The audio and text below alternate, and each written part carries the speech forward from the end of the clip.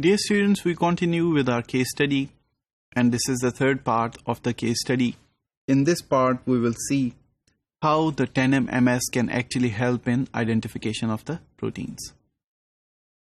You know that 10M-MS or MS2 helped us to measure the molecular weights of the fragments, the peptides.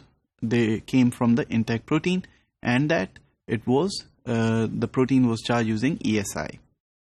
In the case of the 10M-MS, we can utilize the peptide sequence tags that are formed as a result of the data output from the mass spectrometer. So in this part, we will see how these peptide sequence tags can actually help us in the search process. So the basic philosophy, as you already know, in the peptide sequence tags is that those fragments that are coming out from the intact protein, which differ from each other by just one amino acid, they can be used to obtain the identity of that specific amino acid. So in this way, if multiple fragments were to be there, which were one amino acid apart, you could actually identify all of those amino acids. So this is what we're going to utilize in this example.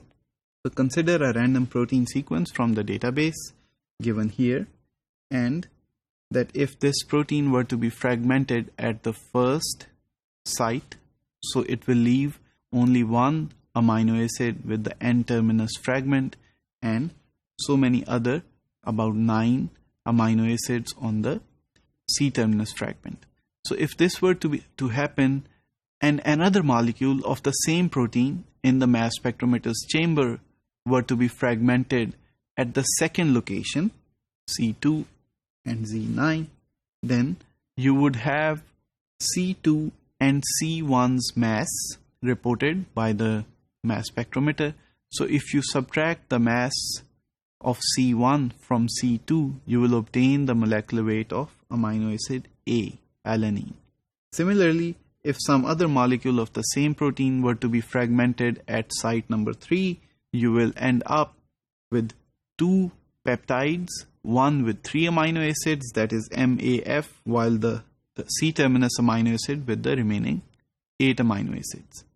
Now, if you were to subtract the mass of C2 from C3, you will obtain the molecular weight of the amino acid F. So in this way, you can obtain those amino acids that are there within the difference of the peaks. And if you join these amino acids, you can form the peptide sequence tag.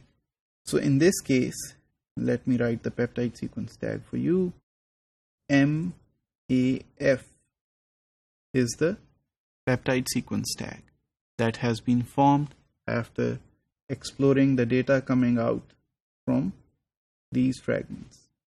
So in this way, you obtained the peptide sequence tag, and the next step was just to search this peptide sequence tag in the protein or peptide databases, and those proteins or peptides that contained MAF will be shortlisted.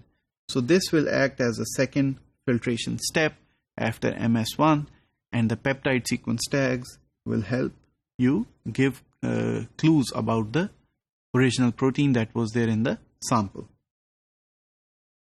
So once you filter the database for MS1, the monoisotopic mass of the intact protein, then you can apply a second filter, that is the peptide sequence tags, and you can further shorten the peptide, the candidate protein list.